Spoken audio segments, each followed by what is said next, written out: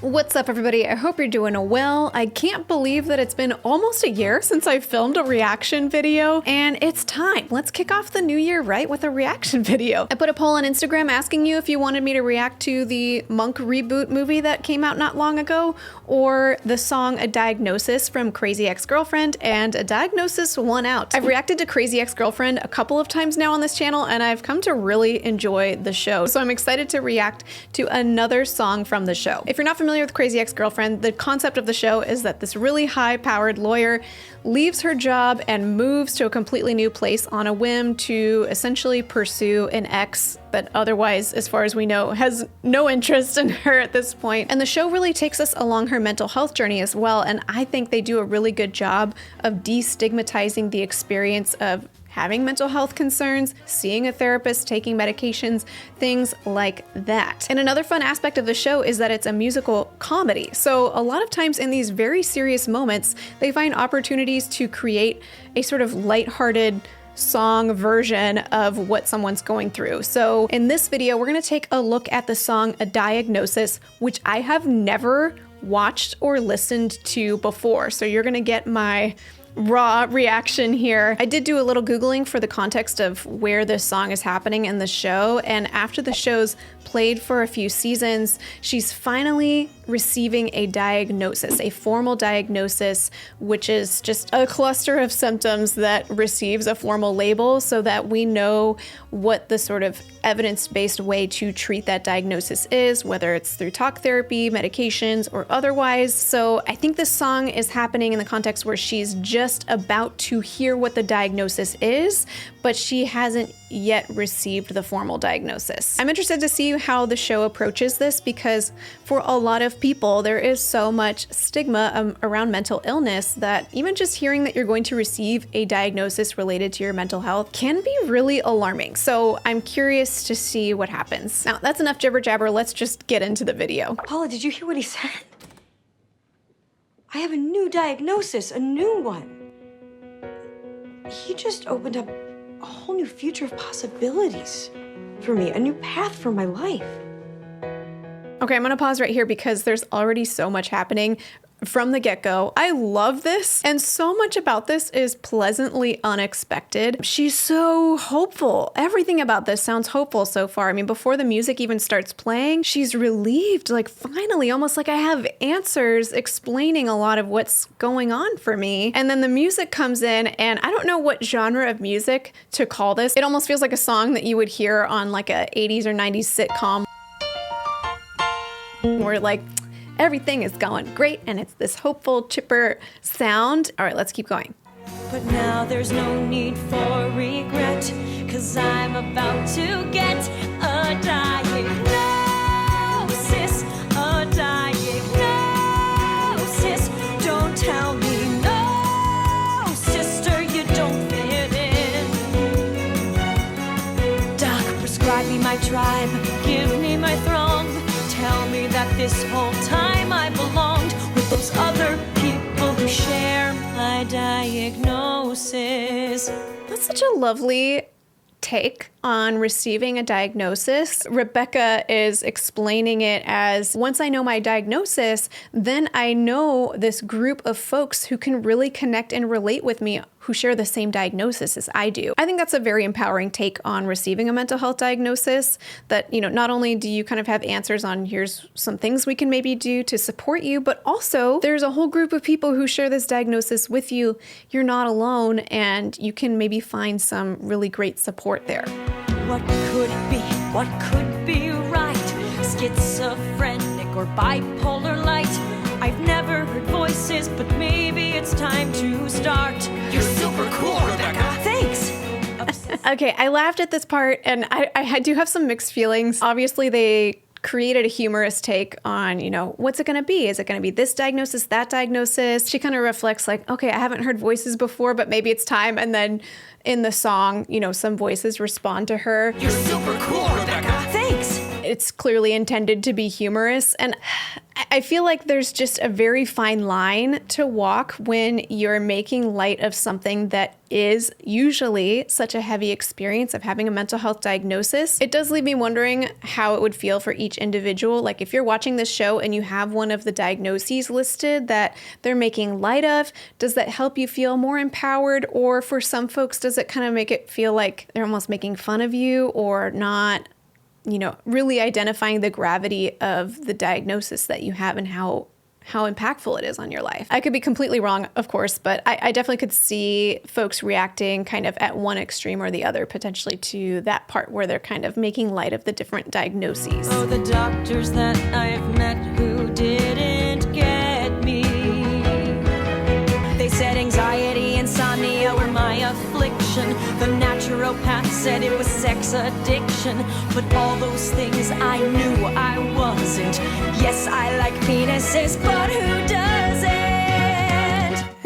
I'm glad they put that part in, no beef against naturopaths. But the idea that when you're experiencing difficulty around your mental health, it can be really challenging to advocate for yourself, figure out where do I even go? Who's the person to help me with this? And even if you do figure out what kind of professional is qualified to support your mental health needs, it's not always a great fit, or it may just be difficult to determine what exactly might be going on diagnostically. Now, I'm not going to lie, there's quite a bit of overlap across the diagnoses within the DSM-5. And I'm going to catch some flack for saying this, but in my opinion, it is somewhat subjective when you go about diagnosing a person. I know it's not supposed to be subjective, but just think about it. I mean, the Diagnostic and Statistical Manual, which is what we use to diagnose clients coming in for mental health needs, has shifted so much over the decades since its inception. I mean, there are things that were listed in the DSM as mental health disorders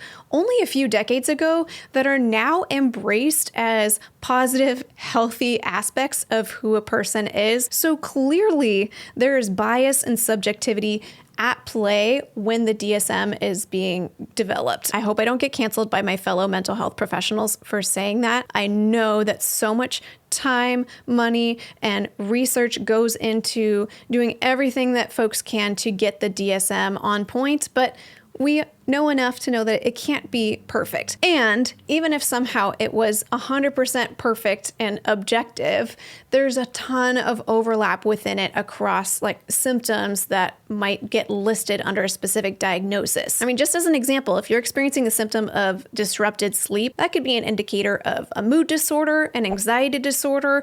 Maybe you're just experiencing some kind of pure insomnia, or maybe you just had a really hard day that day and it's not a mental health diagnosis.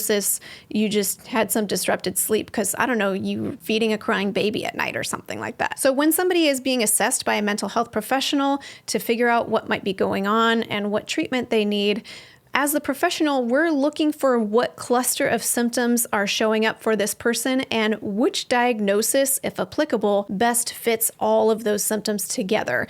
And I've been in consult groups and supervision groups where different professionals sitting at the same table, hearing the same list of symptoms, will vehemently, I don't know how to say that word correctly. They will hold a very strong belief about what diagnosis they think somebody's symptoms qualify as and be in complete disagreement with somebody else who also very strongly believes that they have the correct diagnosis. So obviously we do the best we can, but we're gonna get it wrong sometimes, or at least disagree with other mental health professionals. And it can take some time before somebody seeking the help of a professional can feel like they finally landed on the diagnosis, the treatment, or the medication that really helps them. My diagnosis.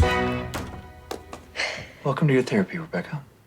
Okay, I kind of want to watch it again and see if I pick up on anything else. Doc, prescribe me my tribe, give me my throng. Tell me that this whole time I belonged Something else I'm picking up on that I have to assume was intentional on the part of the costume designers and set designers. She puts on this bright, cheery summer dress, and then she steps into the outpatient center, and the walls of the center are also a similar bright yellow color. So we kind of are just getting a sense that the sound of the music, the lyrics of the song, and also the colors that we see on the screen are all just trying to support this very uplifting, energizing experience that, like, receiving a diagnosis, it's not bad news. I love that take. No more bad pills, fads, or tricks. Who says there isn't an easy fix? Now, in contrast to everything I just said about everything being so bright and cheery and uplifting, it does seem like we're getting some signs that the character Rebecca may have some kind of overly optimistic expectations of what receiving a diagnosis means, because she just used a phrase like there's an easy fix. I don't think there's an easy fix for anything worthwhile in life. There may be some easy fixes that are immediately helpful, but it's not going to just be like poof and the problem has disappeared just from a pill or just from one therapy session. It tends to be a lot of work. I am imagining there's going to be some moment where she kind of feels that her bubble gets burst and realizes, like, this is a lot more work and this is a lot harder than I thought it was going to be. Welcome to your therapy, Rebecca. That office, just, I don't know any therapist that sits at a desk and meets with a client at the other side of the desk, unless I was in the middle of some type of assessment where we're going to be, you know, sharing some paperwork or something like that, that they need the desk in front of them to do some work. It was an interesting set design choice. Oh, and you can see the DSM-4 sitting on the shelf by this therapist. The DSM-4 is obsolete now. We use the DSM-5. The DSM-5 came out, I believe, in 2013. Crazy Ex-Girlfriend premiered in 2015. Well, set designers, you missed a little thingy there. I'm just pulling your leg, set designers. I don't expect you to know all that stuff. But I am curious, has anyone ever had their office set up like this? Or have seen a therapist that has their office set up like this? It's a different way of doing things than I've learned to do it. But, you know, to each their own. Okay, just having Googled this fictional medical center,